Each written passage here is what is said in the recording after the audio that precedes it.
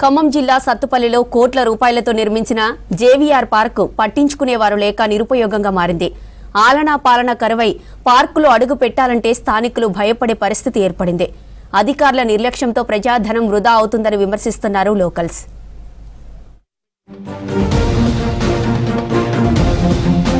Sathupalli శివార్లోని JVR పార్కులో అడుగుపెట్టాలంటే భయపడుతున్నారు public. 2008లో Singareni నియోజకవర్గ అభివృద్ధి నిధులు కలిపి 85 లక్షలతో 4.5 ఎకరాల్లో ఈ పార్కు నిర్మించారు. మొదట్లో ఎక్కువ సంఖ్యలో చిన్నారులు, పెద్దలు పార్కుకు వచ్చేవారు. ఆట వస్తువులు కూడా ఉండటంతో సాయంత్రం పార్కుకు వచ్చేందుకు ఆసక్తి చూపేవారు పబ్లిక్. ఐపీఎల్ సీజన్లో మ్యాచ్లు చూసేందుకు డిజిటల్ స్క్రీన్లు ఏర్పాటు చేసి యువతను ఆకట్టుకున్నారు. అలా పార్కు నిత్యం కలకలలాడేది. కానీ ఇప్పుడు పరిస్థితి తారుమారైంది.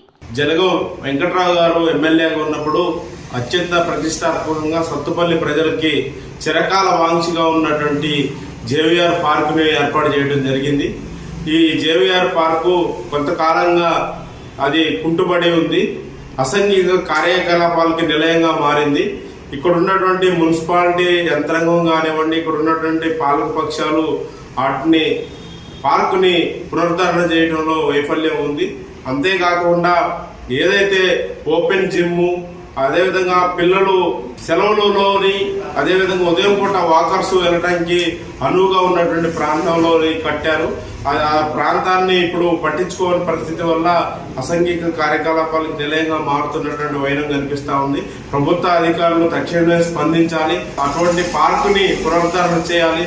ఒకప్పుడు చెట్లు, ఆట వస్తువులు, డిజిటల్ స్క్రీన్లతో అందంగా ఉన్న పార్క్ నిర్వహణ లేక ఇప్పుడు తుప్పలు, పొదలతో నిండిపోయింది. దీంతో పబ్లిక్ ఇక్కడకు రావడం మానేశారు. మరోవైపు మందు బాబులకు, జంటలకు ఇది కేంద్రంగా మారింది. మార్నింగ్ టైంలో పార్కుకు వచ్చే జంటల సంఖ్య పెరుగుతుండగా సాయంత్రం అయితే మందు బాబులు పార్కులో నిండిపోతున్నారు. దీంతో చుట్టుపక్కల వాళ్ళు ఇబ్బంది పడుతున్నారు. పార్కులో అసాంఘిక కార్యకలాపాలు జరగకుండా పోలీసులు చర్యలు తీసుకోవాలంటున్నారు పబ్లిక్. సత్తుపల్లిలోని జలగం వెంగళరావు పార్కు ఆనాడు 85 లక్షల రూపాయల వ్యయంతో 2008లో పట్టణ ప్రజలు సాయంత్రం పూట సేద తీరడం కోసం అని చెప్పేసి అభివృద్ధి చేయడం జరిగింది.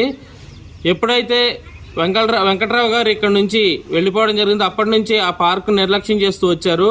బీఆర్ఎస్ ప్రభుత్వంలో ఉన్నప్పుడు సుమారు 2 కోట్ల రూపాయలతో 4 ఎకరాల ఆ పార్కుని అభివృద్ధి చేయడం కోసం వెచ్చించారు. కానీ ఆ తరువాత పూర్తిగా ఆ పార్కు మీద ఆదాయాన్ని తీసుకొని దాన్ని పర్యవేక్షణ మాత్రం నిర్లక్ష్యం చేస్తూ వచ్చారు.